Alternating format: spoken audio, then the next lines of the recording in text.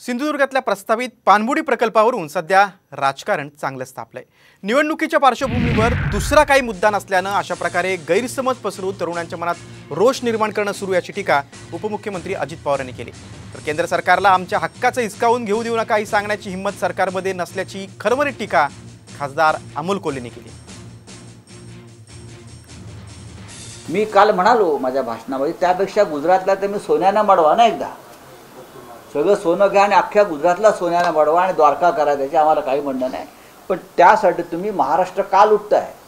आमच्या मराठी तरुणांच्या तोंडचा रोजगाराचा घास तुम्ही का खेचून घेताय? फॉक्सकॉन वेदांताच्या वेळी सुद्धा आपण म्हणालात असंच आश्वासन होतं की याच पद्धतीने कुठलेही प्रकल्प चाललेले नाहीत। सध्या महाराष्ट्र सरकार हे केंद्राला ठामपणे नजरेला नजर भिडवून आमच्या ताटातलं तुम्ही हिसकावून घेऊ नका हे सांगू शकत नाहीये। ही सांगण्याची त्यांची परिस्थिती सध्या दिसत नाहीये। हे महाराष्ट्रासाठी दुर्दैवी। निवडणुकीच्या निमित्तानं दुसरा काही मुद्दा समोर राहत नाही, त्यावेळेस अशा प्रकारे एक गैरसमज किंवा अफवा पसरवण्याचं काम करायचं आणि तरुणींच्या मनामध्ये त्याच्यातनं रोष कसा होईल अशा प्रकारचा प्रयत्न करायचा त्यांचा केविलवाणा काम चाललेला आहे।